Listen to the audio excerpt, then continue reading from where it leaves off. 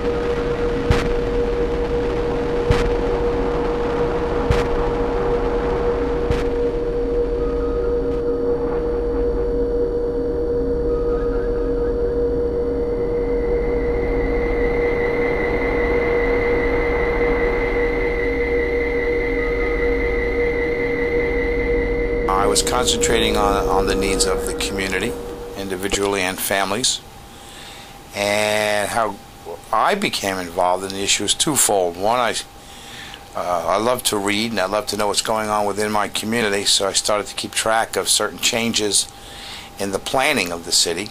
I started to hear certain things about what was soon to take place, but more importantly, my daily outreach, my calls were basically folks who couldn't pay their electric, couldn't pay their gas, losing their homes, their apartments, had a husband who was drinking too heavy, people walking that were homeless, recently released from jail. You're pretty much everyday active outreach, street level ministry at 159 Broadway. A number of years later, roughly about 6 to 7 years later, or prior to today, let's say, my calls weren't increasing, but the dynamic of those calls had changed. I'll never forget the first call I got from someone who was losing their home, and right away here I am thinking, okay, well, trying to prepare for what we could do, like pay a bill, refer to another agency who could do more. There were women in the courts constantly trying to keep people from being evicted, so my mind was always looking for the solution to move on because we were very active. And this woman explained to me that, oh no, all my bills are paid. I'm being eminent domained. And I thought that for a second, and I said, oh, okay.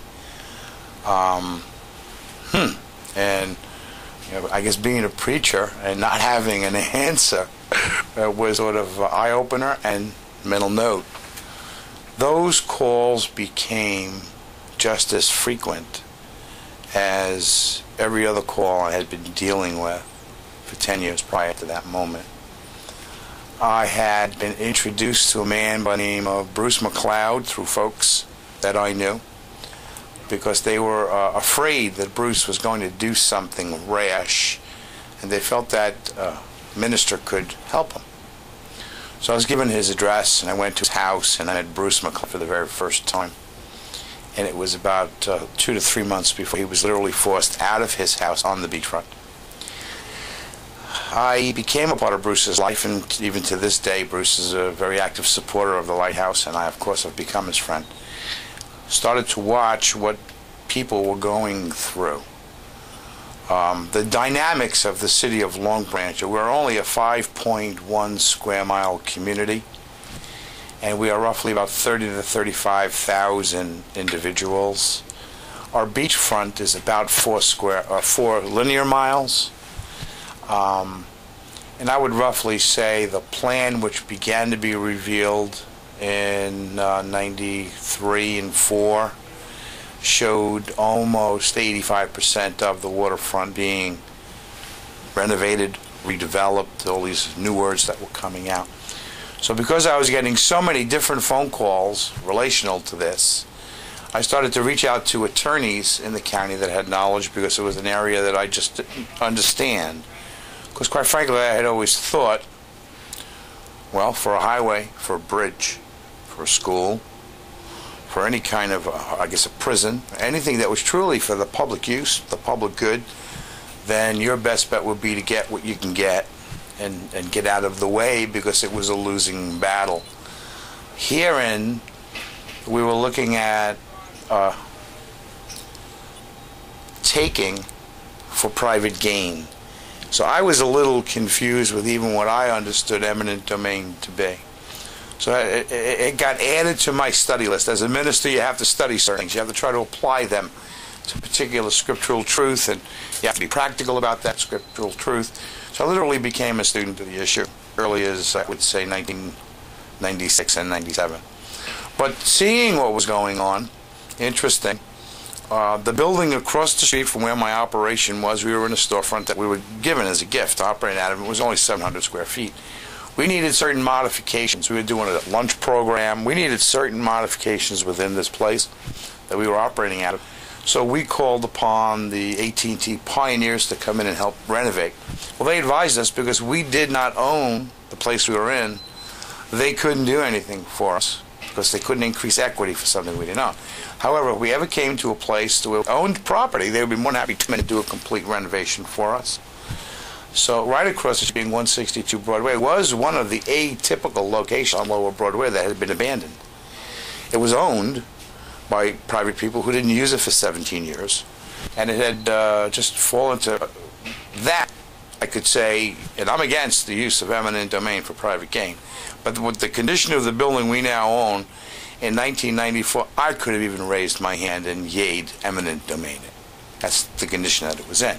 So we saw an opportunity to expand into property we own, and to take something that was blighted and bring it back into a usable condition.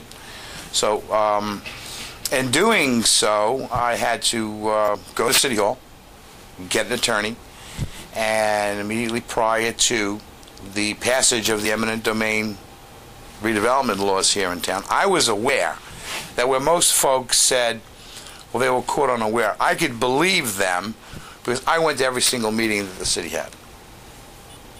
But what put me in the issue was just the calls I was getting and the people I was meeting, and it wasn't a quick fix no more, like paying an electric bill or getting some bags of groceries over there, or even when the need was beyond what we could do, we always went to other agencies, faith-based or otherwise, to hook folks up. There was no remedy for this. So that's what got me into the issue. And I don't know how many of your viewers or yourself have ever read the book The Island. Well, I relate to that, because I'm not talking about the current movie, The Island, but that was cloning. But there was a priest that was just moved by a leper colony on an island, and so moved that he got special dispensation to go there, to live among them, to minister to the lepers. And subsequently, he died of leprosy and died from leprosy. So here I was, sort of, I guess, the pastor of those in eminent domain abuse. And now we're on threat of, in fact, they filed condemnations to me right in the middle of this. So. Where would your mission go otherwise? Well, that's interesting. One would think, as I thought, that if you needed my property to do something for public use, that we would at least, wherever it was to go, get what we're giving up, something equal. You know, if I have, and we do have, 5,000 square feet of land in an urban area, with close to 10,000 square feet of occupiable space, multi-use, also my residence, I live within the building. No matter what was to take place, if we were out of the way of a future benefit, progress, that we should have exactly what we have now elsewhere.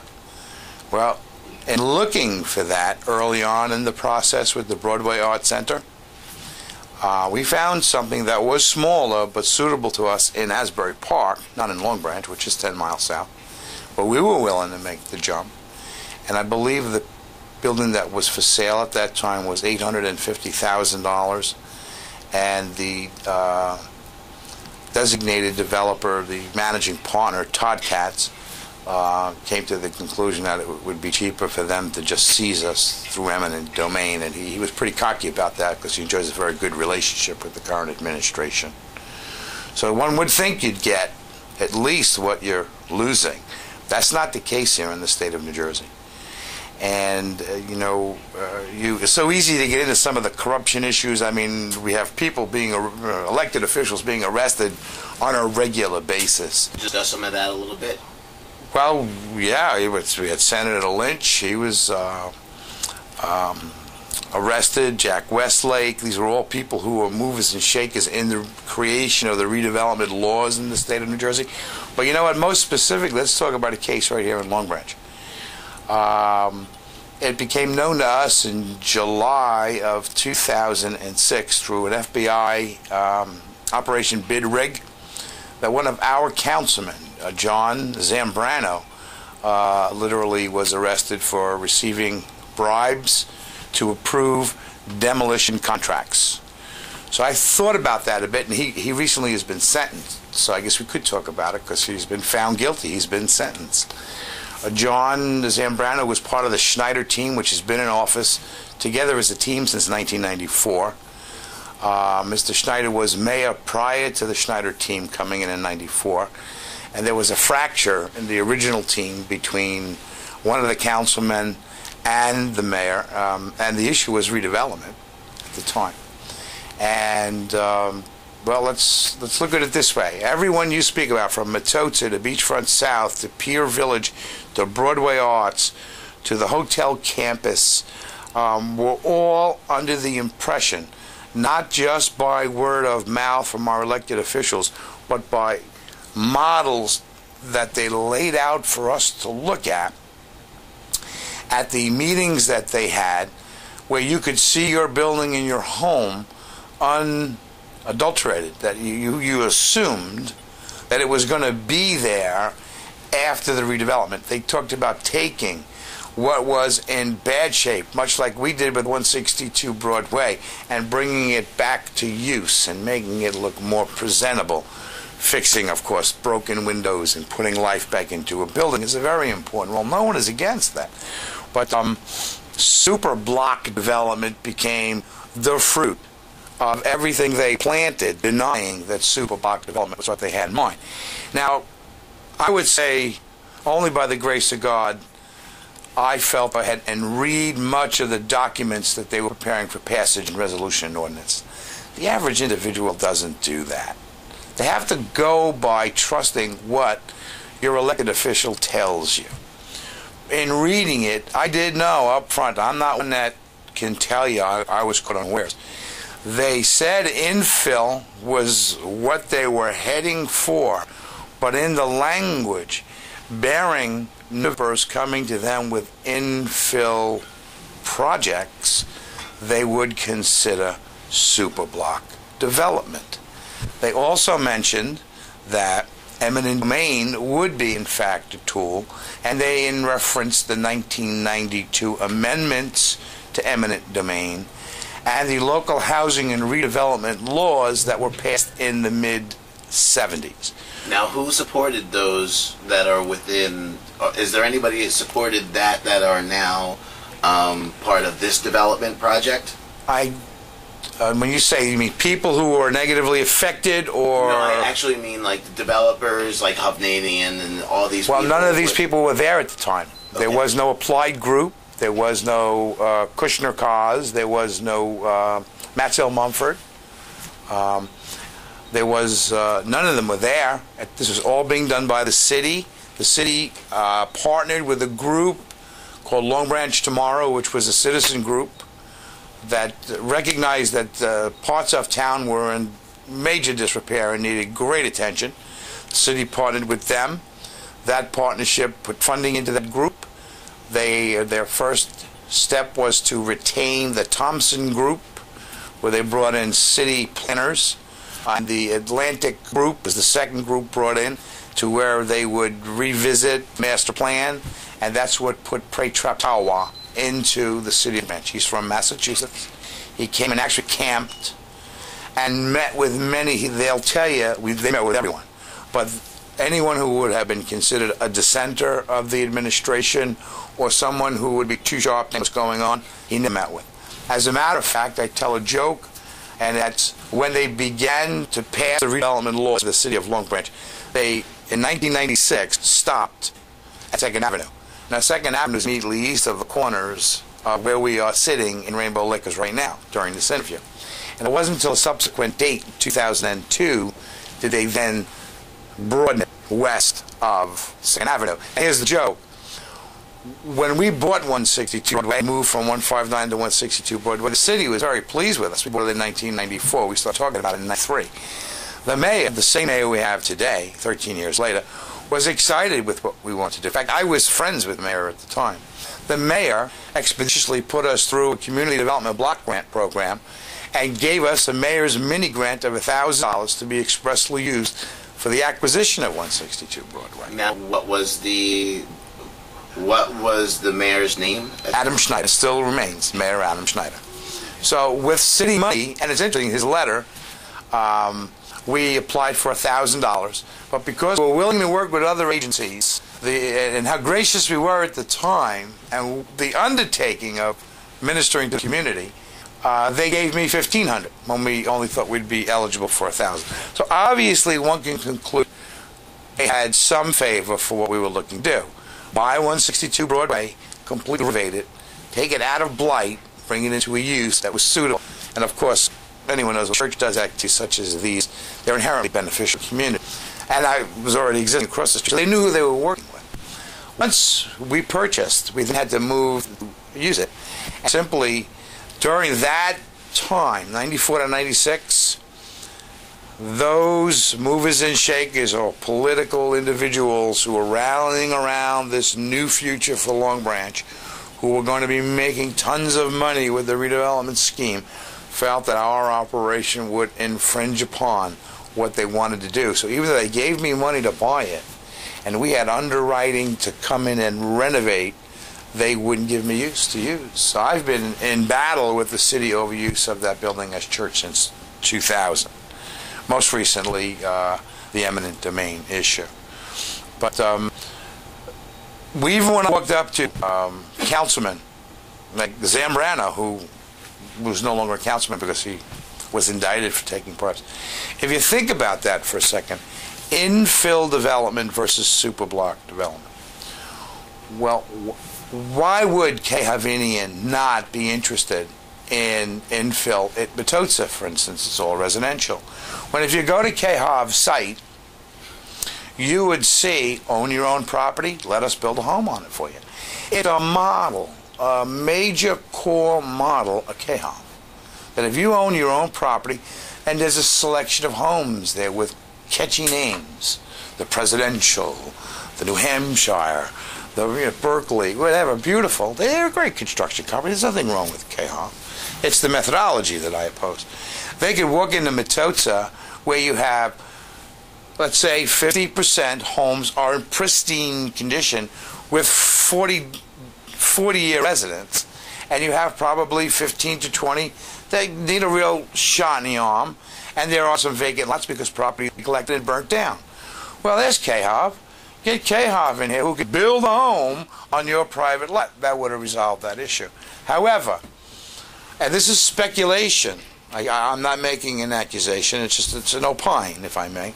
Looking at the one big arrest in the city of Long Branch among the 300 or 400 that were made in the state, if you notice, most of the elected officials and people who had to do with contracting and development.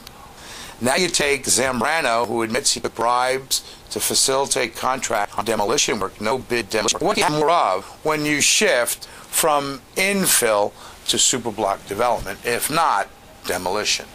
So I think the whole process here is corrupted. I have to be honest with you. And in balance, let me say this, no more corrupted than what Justice and both founder days, she is, he's not, find in their Kelo versus New London decisions. Obviously, Justice Kennedy voted for it, But he said if he had saw certain elements, like a cozy relationship between the developer and the administration, if he saw abuse of people with no power and no fight, he could not have it for the Kilo versus New London. Saying no contracts would be hurt by this as folks who are not affluent, who do not have the political juice and clout to survive and move against their personal property. But that's the issue. No matter who you are, you no longer really have, in New Jersey was rights. A couple of years ago, many states rallied to protect their tax-paying, land-owning citizens, so that they couldn't just come in and wipe out your home. The laws of the state of New Jersey, and I believe it's paragraph I in what is eligible to take, pretty much tells you that the Garden of Eden could have been seized because it was underutilized. So God's green earth, you know, I mean, that isn't even a protection. If I own an acre of land and I have a structure on this property that's fallen in repair because I was away overseas and come back and I trusted folks that abused that trust, and here's my building and it's in total array, it's blighted, and I look at and analyze the millions it'll take to bring it back to what it should be, my end result would be to raise it, grade the property, throw beautiful posies in there, and have a wonderful open space that's still can be eminent domain in the state of New Jersey. The laws of the state of New Jersey have, in part, an attempt to be changed through the Assembly, and I participated with the Assembly process there, but it's stalled in the Senate. So in the state of New Jersey, Trenton is trying to change the liberal way they can kick you off your land. And unfortunately, they haven't yet, and they can literally kick you off land. They can, and they've done it, and they're poised to do it to Mr. Panday in Rainbow Liquors across the street from the Mission, ourselves at 162, and my friend and neighbor, Dr. Carlos Rivera, which is us like a phenomenon. What did we do wrong? Mr. Pandy's been down here for 20 some odd years, a successful retailer. You know, if they don't want mission work, fine. We still own the building. We actually gave up the storefront, and there's a Hispanic music store in the front part of the building.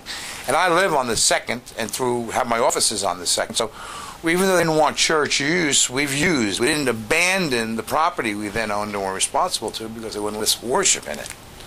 And Dr. Rivera, he's got a multi-use property. There's a Chinese restaurant takeout in his building. He's got a Mexican restaurant in his building. He's got a dental office. He's got his own office in that building. He's got a realty office in that building. We're talking about a building that I would think could be called the best in the 2 blocks, and fully occupied, fully used. His medical patient list, I believe, is somewhere between 6,000 and 8,000 patients. He's a great doctor. And how do I know that? He's my doctor. I mean, so at 55, I'm pretty healthy. He is, in part, doing service into the community. And even today, if anyone comes up to my office at home, even though I'm not allowed to operate a soup kitchen, if you knocked on my door and you were hungry, as hospitality, the way I was raised in my home with my grandmother and my mother, who were Italian, there was always something on the stove. So such as is with me and the mission. Can you talk about it a little bit? I know you had jokingly exaggerated that Asbury Park is 10 miles away. For anybody who's from around here, that's not actually 10 miles, but it might as well be if you actually lived in Long Branch and needed help and needed to go somewhere else for help. Now, could you talk a little bit about your client base and, like, you know, what your need is and such? Well, Asbury is between 7 and 10 miles from Long Branch. It's no more than 10 if you go to the complete southern part of it. We're here on the ocean. The very next big city would be south of us is Asbury Park. And for those that are viewing, Long Branch is roughly 55 miles from downtown Manhattan if you came out on the Garden State Parkway. The people to whom I serve are local people. Roughly the mix would be Long Branch, about 80 to 85% residents or people who wandered in, illegal immigrants who come into the area because of Monmouth Racetrack to get work at the racetrack. Roughly, I would occasionally, I don't even know if I could call it a percent or not, would get someone from another state who's just stuck and wandered into this area and would call and could I get a bus ticket and Can I help them for the night and get them on their way? Can I use our phone to call their parents, or their brother, their sister, their mother, their aunt, their son? So I would say that's about one, maybe even 1.5%. And the rest would be from other parts of the county. I think in the last 13 years, there may have been a half dozen folks that actually migrated into town, who were homeless where they were, remained homeless coming here, and needed to meet some existing shelter or up with a job or something like that. What would the number be? Like, how many people, how many clients do you serve? Roughly speaking, Yes. well, I would say there is a steady base of 65 people that we see regularly. In addition to that, now taking on folks who call me for, well, we've expanded so much. You know, we've produced the NJ, Eminent, which has been pretty good, because some folks who I've been working with for years that are chronically unemployed, gives me an opportunity to teach them how to create web pages and keep RSS feeds alive, and how to hold a camera and tape an interview, and so that we can process that and put that out on. I do the electric news. I do NJEminent.com. I started filming the Long Branch City Council meetings, every single one of them, and we have a site, longbranch.tv, free of charge, but we go there, we tape it, we bring it back, we process it, we put it onto the internet, so that folks who could not go to the meeting can see the meeting. But more importantly, they were saying things to people privately and denying it publicly. So 5 years ago, I decided to start taping it. It was going on at City Council. But I got about 15 people that actually want to learn something and go ahead and do something with that skill. So it's been interesting. Can you give me a demographic breakdown? In regard to the people, race, ethnic background? Social strata? Well, early on, in 90 through, let's say, 99, a lot of African Americans. I would say roughly 55% of the community was African American that was in need. There was a smaller percentage of Hispanic, but let's flip now. There's a roughly 70%. And roughly speaking, African American community in the island, it's about 20%, and the rest would be just a of others. It's a very diverse area. We have Portuguese, main, Eastern Bloc people. I see quite a few people who were recently discharged from Monmouth County Jail. Not to Long Branch, or they'll go into Asbury and need housing. And if they're interested in, not repeating, but I'd get closer to them and work the best I could, or try to get them into a state education program. I would say, roughly speaking, 50% of what I do, we do based right out of where I am, with a prohibition against us, and 50% come out to already existing agencies. I mean, there's someone else doing it. I'm not looking to reinvent the wheel, nor have I attempted to reinvent the wheel. My internet involvement was really I found two major components with people who are, let's say, addicted, chronically unemployed. If you have no life to sustain you, you don't have much of a hope not to go back to what it was that hurt you to begin with. And I found that most users of drugs, specifically, had a lot of personality and could make great salespeople. So I now well, you know what? Let's get those that don't have that sales ability, that may be able to learn how to use a computer and design those pages, and those that have that outgoing personality out to sell the service, so you can start little, making people self-sustaining. I mean, the first thing I learned when I started, okay, I'm going into the Ministry of Helps and helping social justice ministry, was you could either give someone a fish or teach someone fish. Housing is something that we're not allowed to do, we're not allowed to run. But I could safely tell you that for calendar year 2007, I've had 10 guests in my nowhere else to go. So, but like the early church, we do it, under the threat of Rome coming in and kicking our butts, I guess. What are the other resources in the area to do? Well, personally, what's the kind of need that you see in the population? In other words, if you were to have all the money that you needed, what would you be able to serve? What would you want to serve? Well, interestingly enough, because of the redevelopment, again, which is no one is opposed to, certain service jobs have increased with the completion of Pier Village 1 and with the restaurants and other things that they have there.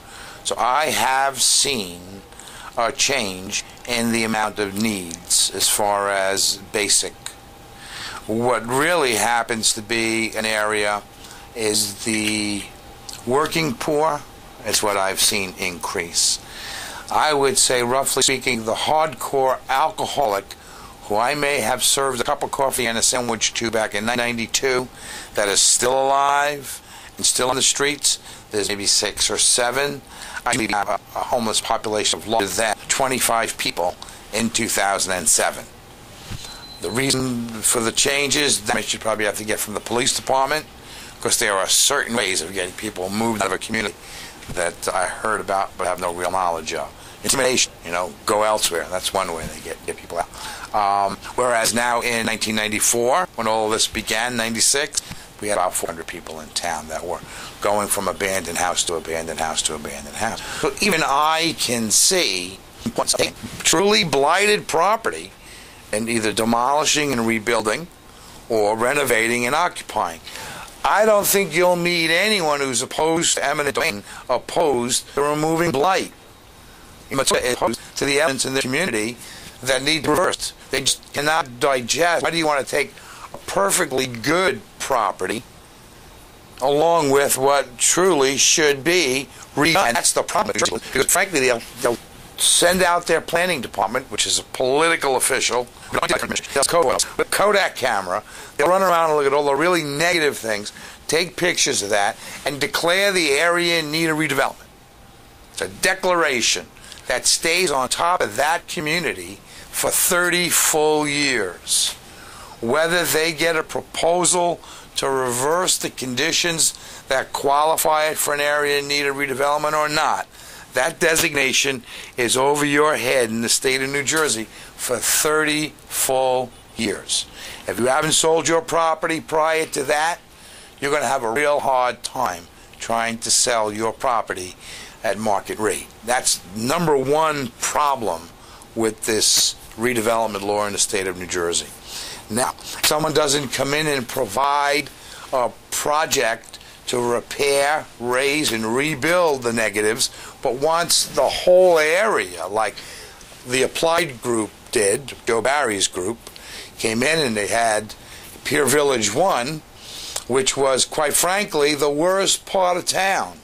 We had Kids World that had been abandoned and demolished and unused for 20-some-odd years.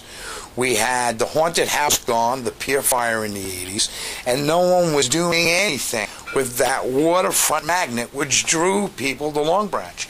No one did anything. And it wasn't abandoned, it was owned. It didn't seem any consensus or meeting of the minds between who was in power and who was in possession. So here comes new redevelopment laws of 1994 giving greater liberal attitude to the use of eminent domain, declaring the collection of higher ratables and more taxes a public purpose, and allowing a private-public partnership where someone can now make a profit where it was against the law for the government to make a profit if they seized lands using eminent domain.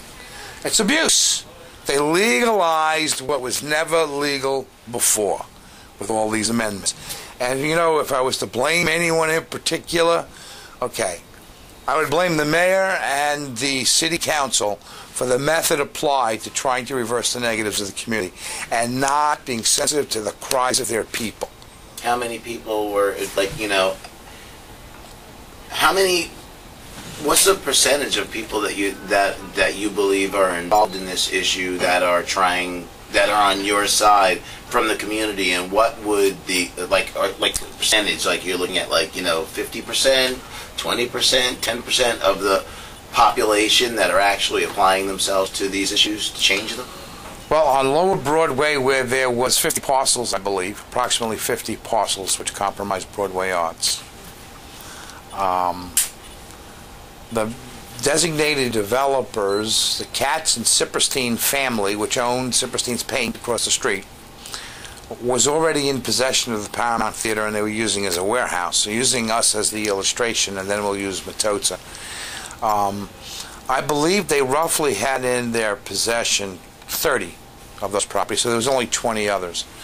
I believe that some of those properties had fallen behind on taxes, so they were acquired through foreclosure of taxes. Then there was a couple of early sellers who had gotten deals, and one was Ed Thomas. Ed Thomas is on the Planning and Zoning Board of the City of Long Branch. He's also a realtor, and he had 3 or 4 lots. So, of course, you would expect him to be treated well. He's part of the good old boys. Mr. Leschowitz, a real nice guy who owned the building immediately across from us. He fought with us early on, but he is a man who didn't live in his building. There was a restaurant, a unisex hair salon on the first floor, and a couple of apartments on the second floor. This man kept his building in great condition. He said to me, Reverend, they offered me $800,000. I said, okay. I said, I have 15 or 20 buildings in the state, so it doesn't matter to me what buildings I own. And he revealed to me what he had paid for the building, which I'm not at liberty to do, and that he was offered $800,000. Well, he had already signed on to fight it. What should I do? I said, well, your criteria is a little different than ours. You're not living in it. And if you're happy with that, by all means, go with it. I said to him, but if it was like me and I was a businessman and not a minister, well, why don't you ask him for $1 million and see what they say to you then? And he did. And he got $950,000. Now, I'm revealing all of that now because it's public record. That transaction took place. So certain people who bought real low, who were absent, sold and made a fortune. So there is people who were, in fact, made right. Then there were the Johnny-come-latelys. There were the Johnny-come-latelys. People who figured they'd come in, offer a little more than what the developer would have offered, and sit on it and put up a cursory argument with the developer and make 20 over on their money. So we've had speculators in and out of here. Each area, there have been swappings of property from original owners into the developers' roles. Interestingly enough, Pier Village 1 was done by the Applied Group, and Joseph Barry, who owned the Applied Group, was arrested and has already been to jail, served his time, and released for extortion and bribery and out of Long Branch, somewhere else up in North Jersey. But these are the kinds of unscrupulous people that have been benefiting by forcing folks out of their homes. Now, can you flush out, because you brought up Joe Barry a number of times, can you mention exactly, like, what is this person's, what do you know about this person? Personally, very little. I know he owns the Applied Hoboken. I know he was one of a number of individuals who were being considered for the award designated developer some part of the ocean front. The Applied Group did eventually get Pier Village 1, 2, and 3 phases to Pier Village. And they did get Beachfront North 1 and 2. That's a substantial chunk of the ocean front. And they did build. They've already built. They built Pier Village 1. They built Beachfront North 1. Mr. McLeod's home was in the taking of Beachfront North 1. Beachfront South originally was going to go to Charles Kushner of Kushner Cars, but he got arrested. But he got arrested prior to the award, and because Joe Barry had been designated and then arrested, I guess the people in the know got a little nervous. Well, wait, we have too many indicted developers here, so we're going to have to not give this to Mr. Kushner. So, and Beachfront 2, North 2, I don't want to complicate it too much, but no, but you need to flesh Joe Barry's company, the Applied Group of Hoboken, was awarded Pier Village and Beachfront North. Pier Village was broken into 3 sections. Beachfront North was broken into 2 sections. Important to note, Beachfront North 2 is where Matotes' homes are. The residents that have been fighting the hardest and the longest to remain. They have the Institute for Justice on their side in their fight, and they're in the State Appellate Division trying to keep their homes. They just want to keep their homes. Those are all residences over there. Now, Barry was arrested but convicted after the designation. He still gets the benefit by everything that was pre-awarded. Mr. Kushner, Charles Kushner of Kushner Cars from Floral Park, New Jersey, was in high contention for the award of Beachfront South, which is a project that's on hiatus now. Now follow the progression. when Joe Barry is arrested, they had already started Pier Village. They were in the process of constructing Beachfront North, Phase 1, which is condominiums, not apartments. Pier Village is apartments and retail. They bring in, for support, I guess, because of the negative, Matsell Mumford as a later partner. They had to amend the agreement with the city to allow Matsell Mumford to come in so that Beachfront North became an applied group Matsell Mumford project. Matsell Mumford is a subsidiary of K. Hovnanian. Now, K. Hovnanian got Beachfront South when Charlie Kushner was arrested. Now, Charlie Kushner was convicted. He went to federal penitentiary and then revealed he had a drinking problem. And there was, I work with the addicted and own the retail liquor business. I didn't even know this. Found that there was a little used and known ancient clause in federal prison that if you're an alcoholic and you go through a program, you get early release. So he wasn't even punished for what he did. Then come John Faz Zambrano of the Schneider team. He was busted along with his brother, Paul, who was the mayor of West Long Branch, that's the town immediately west of us, for taking bribes to facilitate contracts for no-bid demolition. So I think this whole project down here stinks. Now, from 1990, God forgive me, but, you know, Richard Cody, Senate President Cody, said something, and I'm not too happy about his position on this eminent domain because he isn't really giving us any help at all in the Senate. But he said something that I could applaud, that if it doesn't look good in a newspaper, you shouldn't do it as an elected official. I mean, look at the development of Long Branch. I mean, they pull McLeod out at gunpoint out of his own home. Let me tell you about what happens to the Lighthouse mission, if you'd like to know. What really is this all about? Okay, I didn't want to wait to become a defendant in some action of the city, so I rallied around the community and I talked to all the business people here, Mr. Panday and Dr. Rivera. I said, we need the plaintiffs. Let's sue them.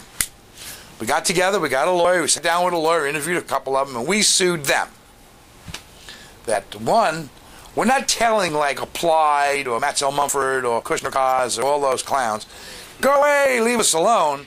We have a neighbor who's been granted designated development status. The people who had the paint store on the block and the people that owned the coffee shop on the block. It's Pat's Construction, Portuguese construction company, and Katz and Sippersteins got together and formed this redevelopment company.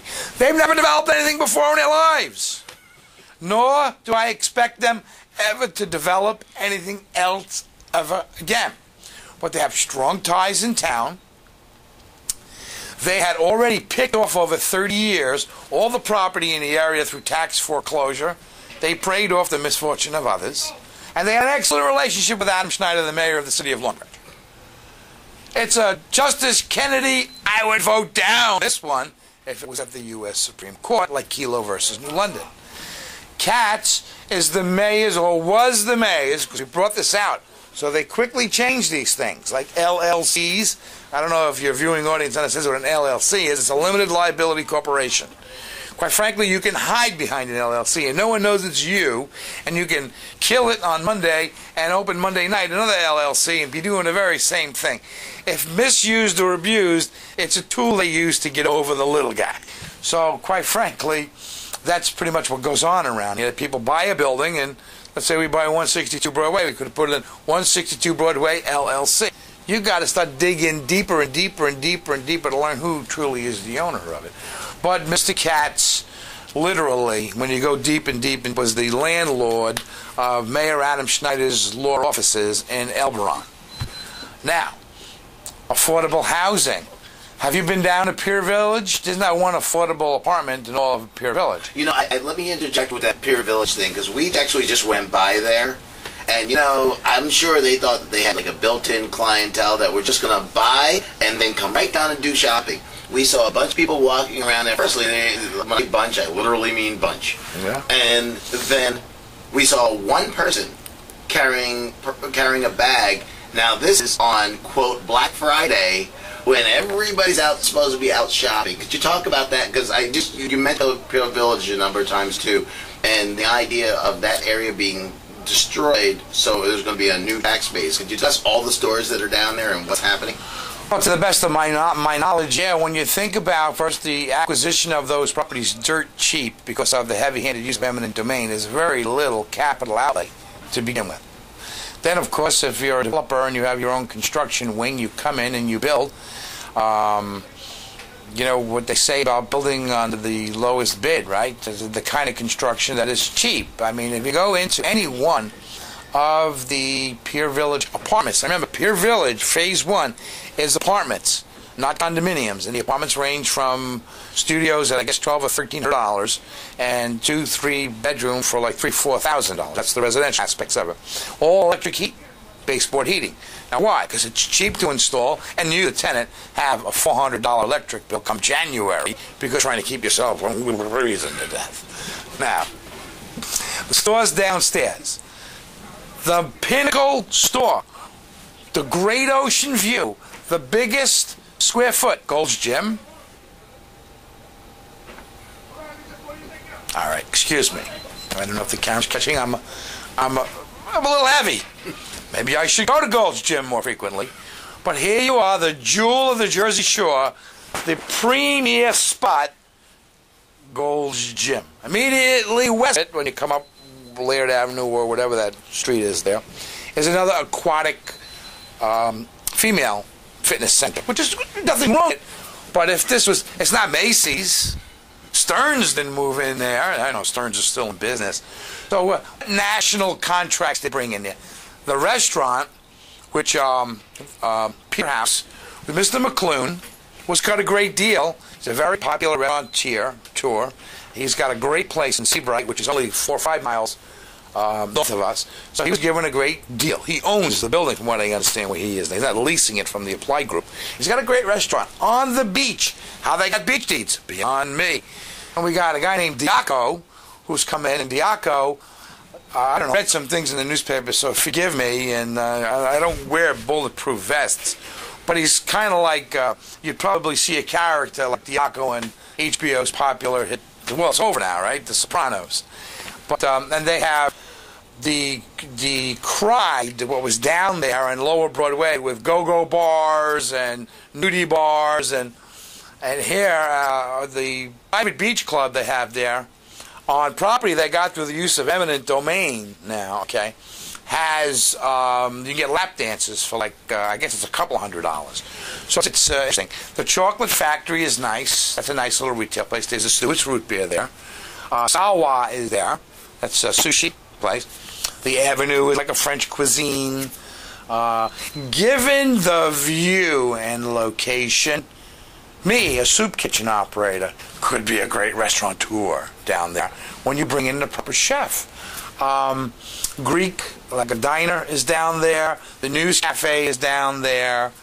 Nothing that, like, I don't know, there's nothing that the Gap here. Aldina's Fashions, which is a Southern California bathing suit company that supposedly, you're looking at me like you've never heard it before, but they were internationally known. You don't see them with a store down there. Name of sportswear or beachwear stores that are, you know, well-known, sophisticated. D'Agostino's, they're not there. I mean, if this was what it's supposed to be, there's a nice dog store there, and I'm a dog lover. I have 2 mastiffs, and they're nice people. But I don't think they allow dogs in the apartments. I'm not sure. And if the rental was so good, why would I think 100 of these apartments be rented by Monmouth University? Because they don't have enough housing for their students over West Long Branch.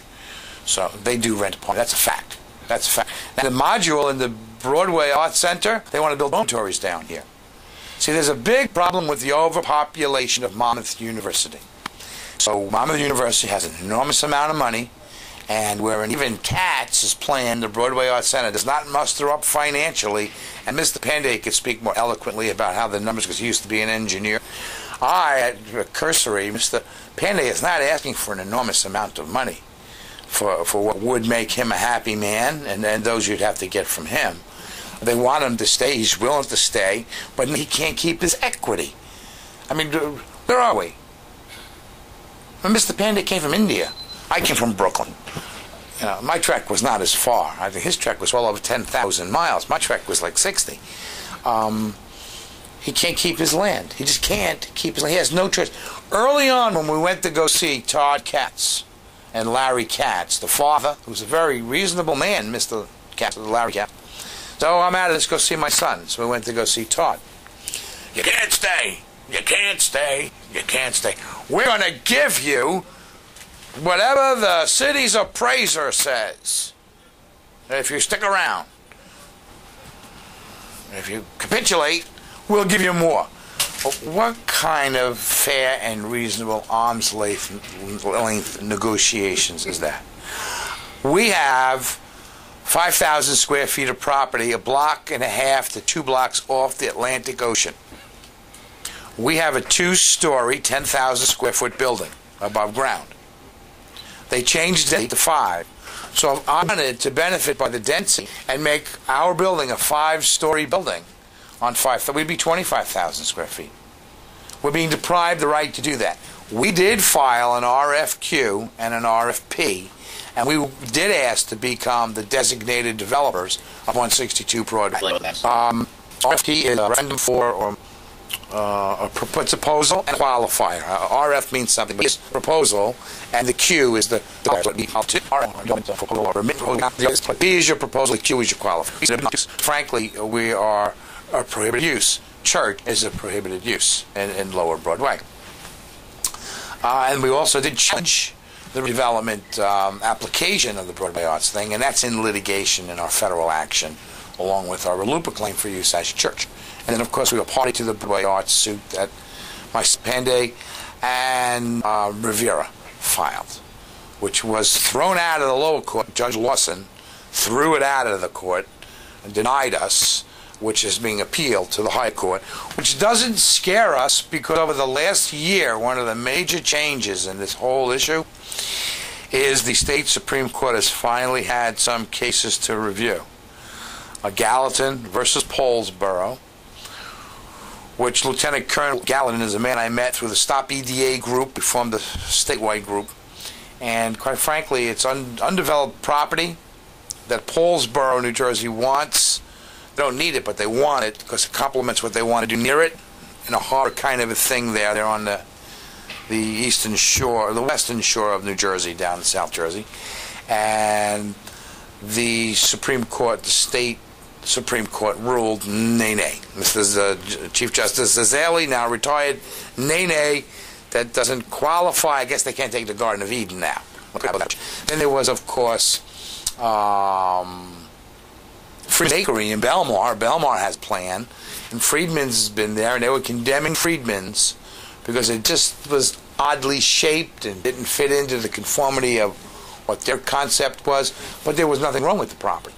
It was in pristine condition. It was shaped oddly. Some of the terms that the law allows, like not enough space,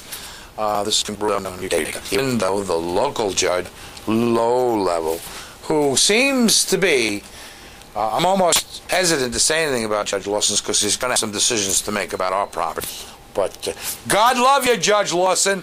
I think in your mind, you're just too convinced that the redevelopment is for the sake of the community, and we agree with you, but it's a methodology, Your Honor. Why shouldn't Mr. Panday be able to take his 3 properties on Lower Broadway and put an Olive Garden on one of them, and put a 5-story building up, and have his retail liquor store and apartments that are affluently and affordable? We got an affordable housing crisis in the state of New Jersey. Me and the doc, leave us be. We'll knock down both our buildings. We'll give them 5 stories. We'll give them medical services, missionary services that are appropriate to the community. Everyone needs help somewhere along the line. I mean, I know people that need a little extra help.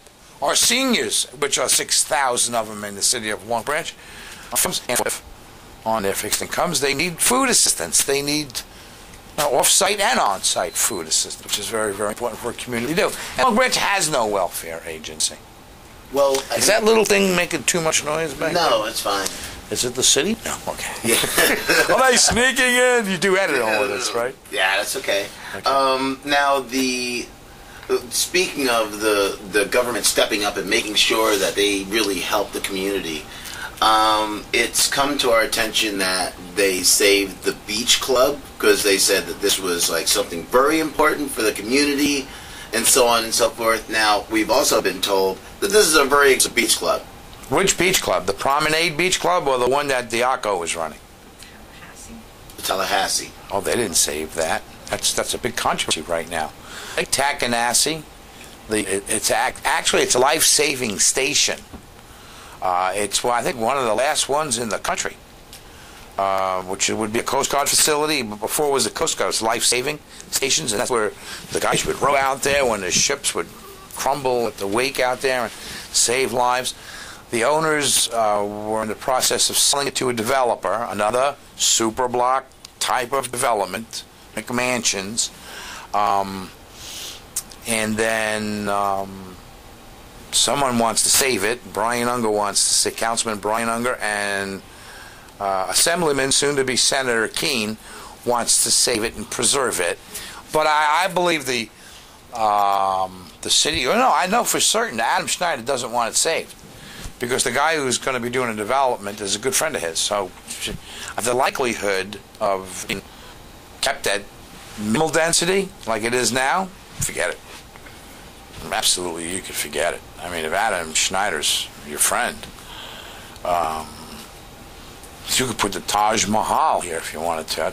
It's a very strong mayor and a weak council. Council has to approve, but it's very typical of what we have going on here with the city council. Other than Brian Unger, he replaced John Faz Zambrano, who was thrown off council last year because he was indicted and convicted. But they went over to Marlon Brando, and they wanted to use the politicians. A lot of people out there say, Reverend, how could you think and speak like that? Well, let me tell you something. Corruption's been around since the Garden of Eden. The snake, he corrupted the morality of man. Man's greed is way out of hand. And it's easy to understand the overall picture.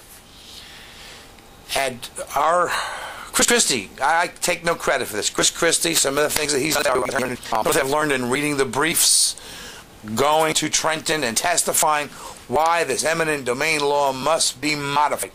Why actually I am against the use of eminent domain, taking private property to give to another private entity who's going to make money when you shortchange the original owner. You really have a good project for the community that's going to increase density and increase taxes. You guys out there and ladies who make the decisions on spending our tax dollars, it's like a drug to you. You don't know how to stop. Or you'll sit there and say, well, we have to buy fire trucks. There's nothing creative about seizing that corner property that Mr. and Mrs. Jones and Smith have lived in, third generation for 100 years, that are giving you $7,000 a year in taxes. But you got a buddy who's been contributing to your campaign coffer, who's also a developer or a member of the League of Municipalities, who's now got their eye on that beautiful corner property and needs you to seize it and approve their 15-story office building on that property, which will then revenue. That's what's going on here.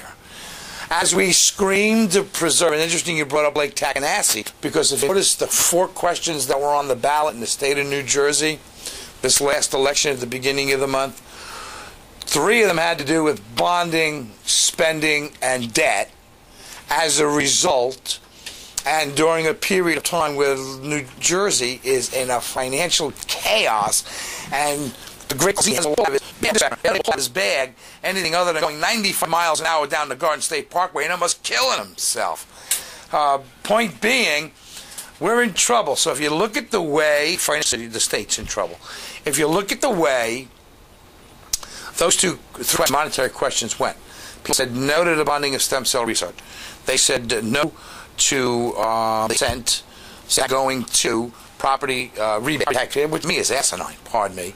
But you increase a tax, rebate another tax. I mean, to follow this, I wish I was a median, but some people have sense of humor.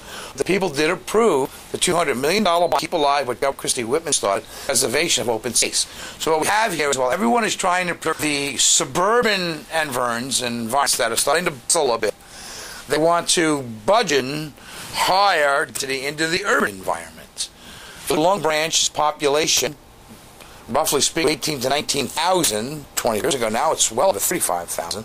When they're done with this project, overall, all of it, okay, you're talking about a 60,000 person community.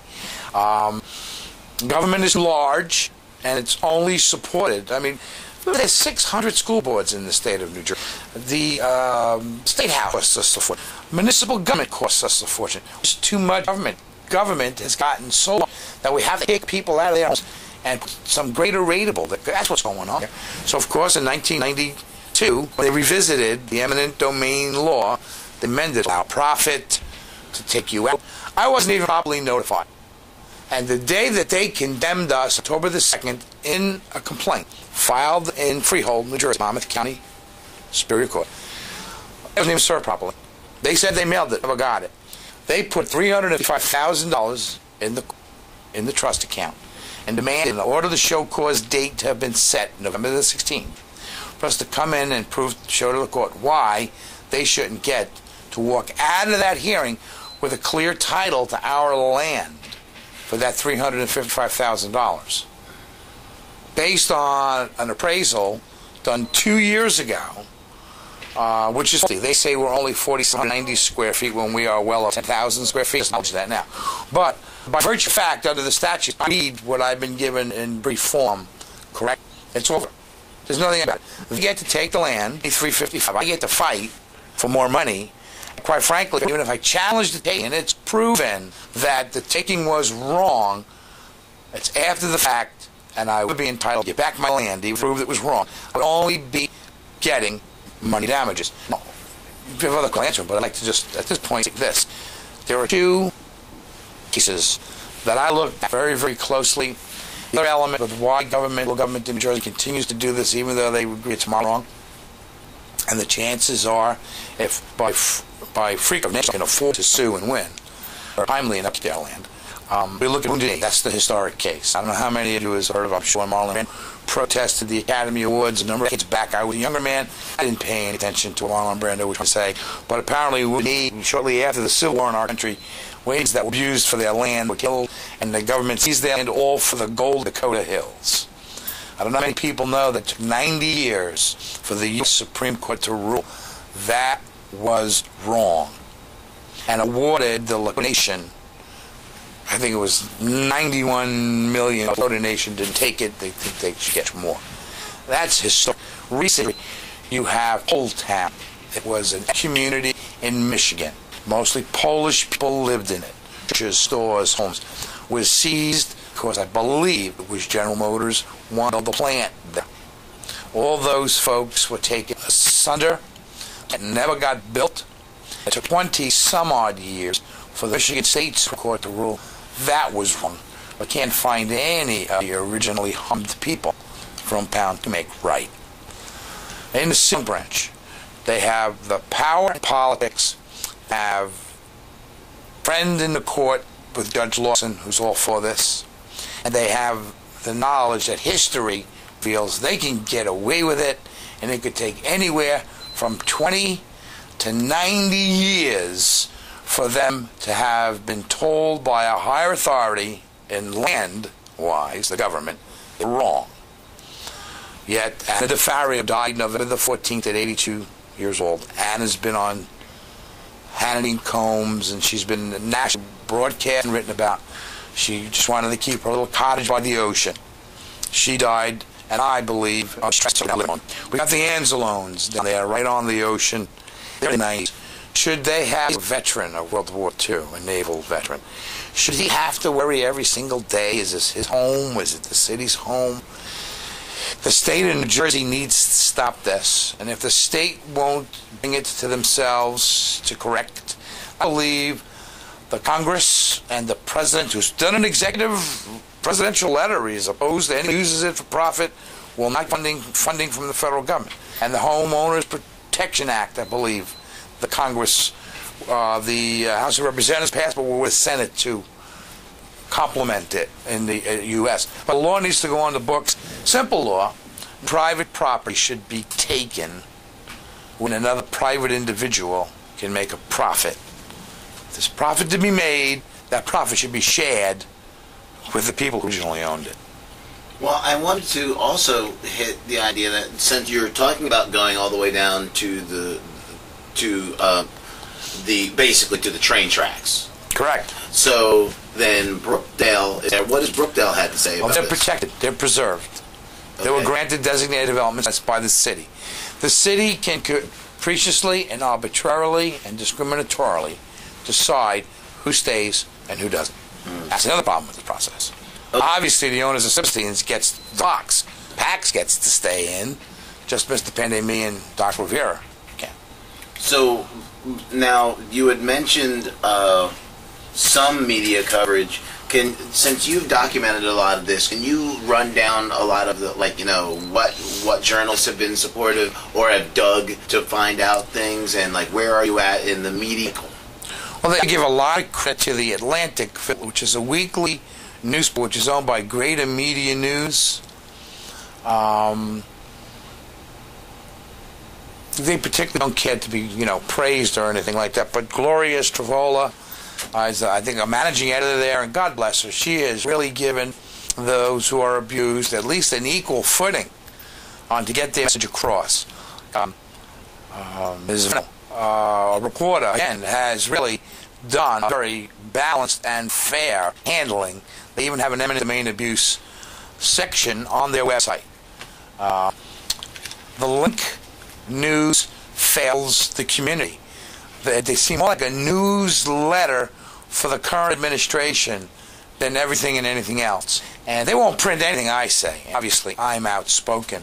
And I do a lot of letters to the editor.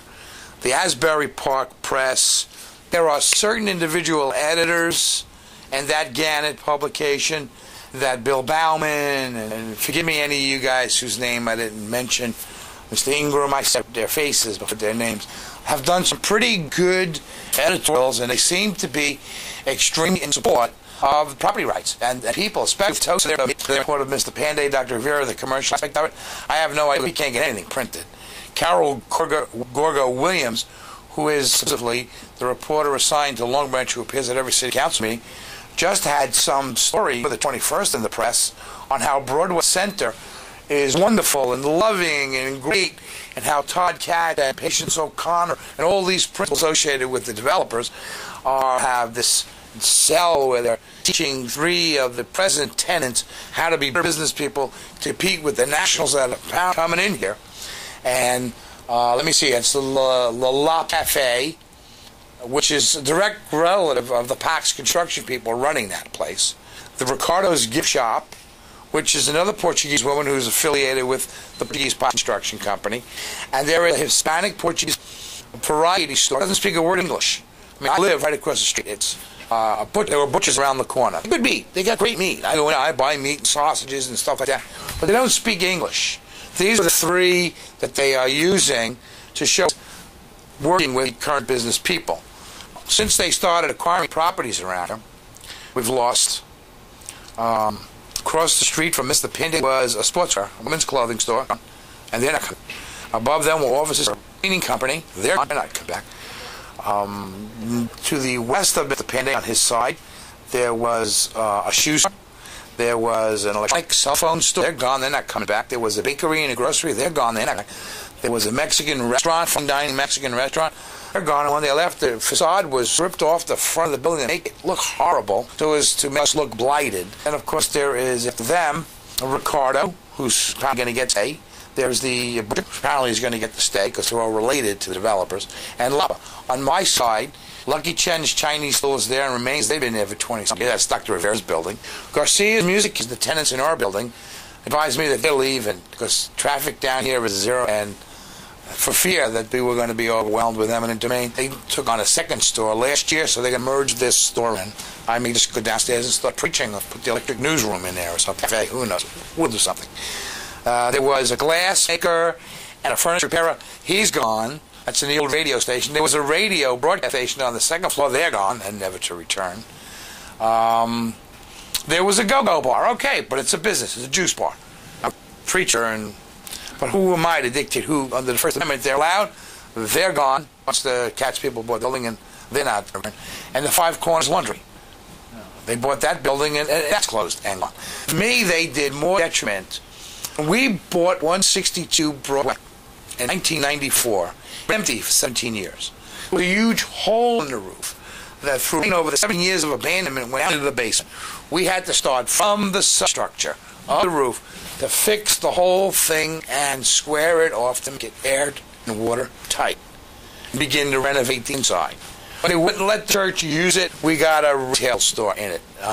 We believe it would be a fair compromise. We'll give you on the lower level. Let us do our church thing on the second floor and in the back buildings. That never realized. The radio station was bought by Site Management.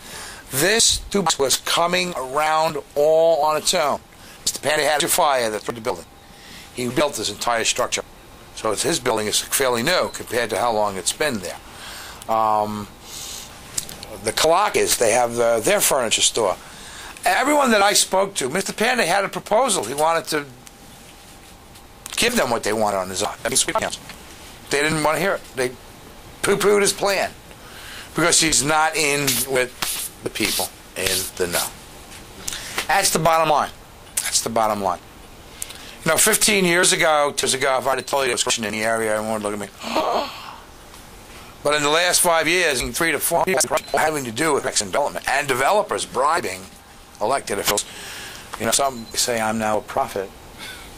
Has anyone actually, have any of the developers gone to jail? Because we've just been talking about the politicians. Joe Barry. Oh, Joe Barry went to jail. Went to jail. Kushner, but early released alcohol. Interesting, Senator Lynch was indicted. He had a lot to do with the redevelopment law changes when he was a senator in State Trenton.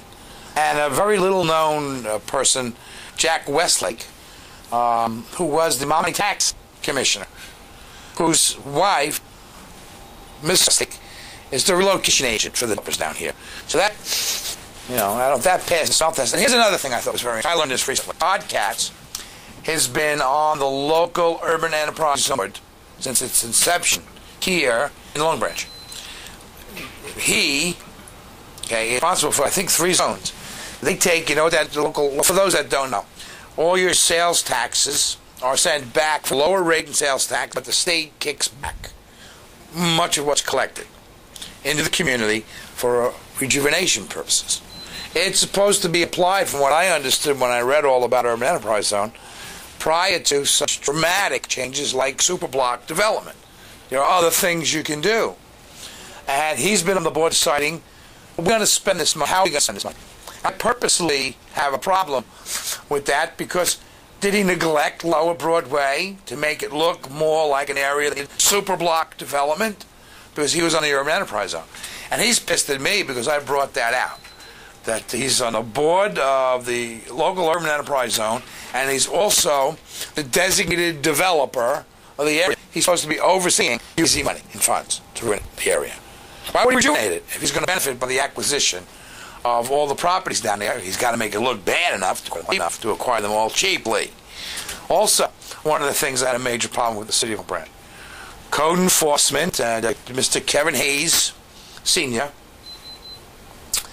he's got a number of jobs in the city, buildings, and the guy can write your ticket, get you in trouble. So, he has a division that is funded by the urban enterprise zone. We have urban enterprise police officers, urban enterprise this, that, and the other thing. And he's approved. You're in conflict. If it doesn't look right in a newspaper story, don't do it. That don't. Or told. Sorry, it's hard to do. A Long Branch Council. You have to facilitate. I want to take Pandy's building. I want the Brown building. I want to destroy good property. Demolition. That's it. Yes. Little door. Do not have residents there. Beginning of this month. And he's the official from the county board there. And he was telling me that since Pier Village and Beachfront North, which is in District 11, came in, we've lost over 360 registered voters. Now, if you think 360 voters, and people generally, communities, 4%, how many real people are no longer living in Pier Village and Beachfront North so that someone could come in the summertime? What conglomerates own? How many are still owned by Maxwell Mumford and managed by an LLC? There is a pseudo or a false success. What's happened so far, so they can blast out the rest of it. So other people who were arrested. If you go to the New Jersey Attorney General website, there's loads of them. Just had Mr. John Hamilton from Asbury. His jury was hung. 6 men, 6 women. 6 thought he was guilty, 6 thought he wasn't. So they're going to have to screw that and redo that one. So you had the budget people who were recently, what's their name? Senator, Senator James up in Newark. I mean, he's got his hands full right now. He's saying he's not guilty. And, if he's not guilty, the system will work for him. But if he is, these are all people that were for the eminent domain being used in municipalities. It's a big ticket item. It's a big ticket item. I mean, if they came and did it the old-fashioned way and came to you and your home was worth $500,000 and says, I don't want to leave, you've been here a while, but I'll give you $1.5 million. You'll have something to think about that. They enriched you. I was 15 years old. I grew up in Brooklyn. I was always heavy, and I loved to eat. And down the block from me, up a block or two from me, was 2 things: a bank, American Savings Bank, and a Greek diner. Tony was the owner of the diner.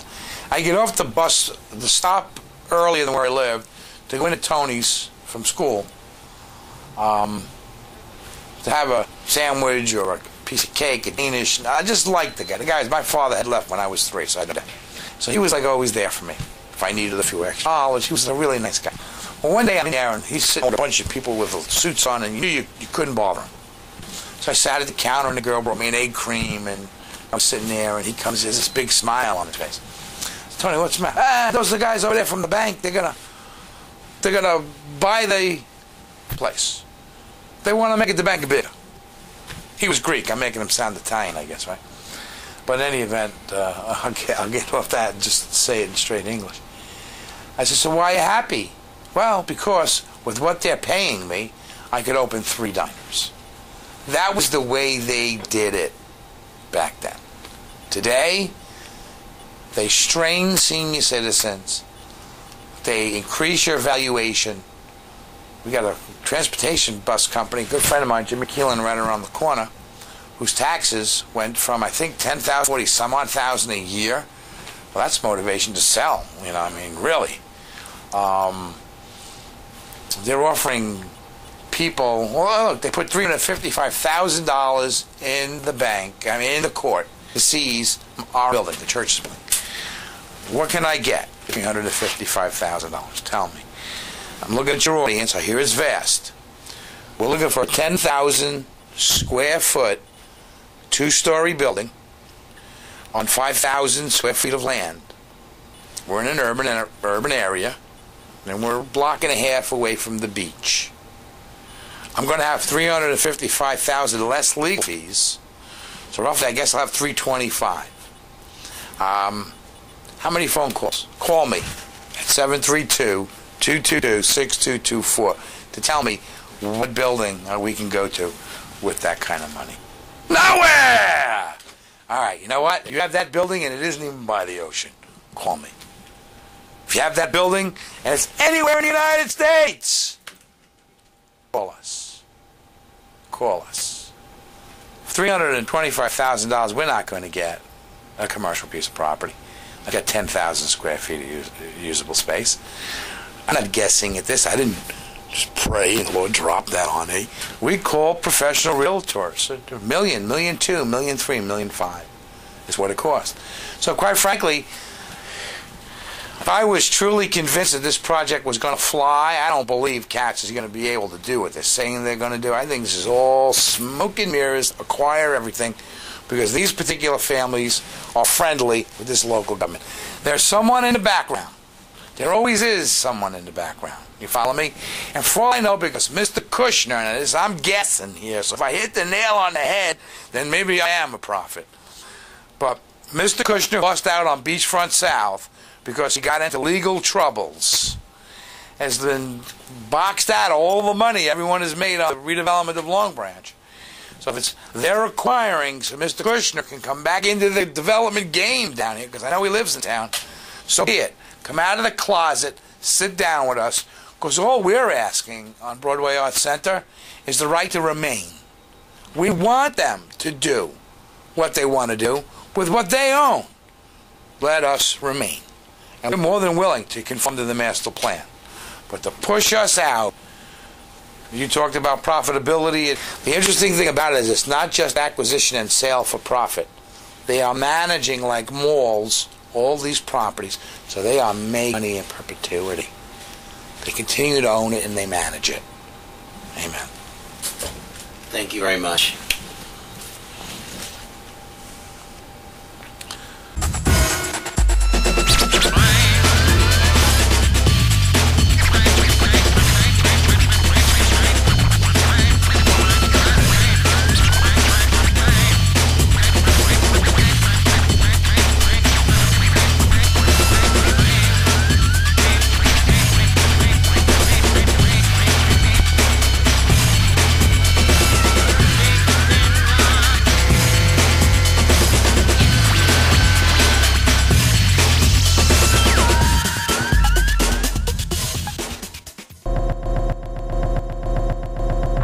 I said, sit down. Tell me about it.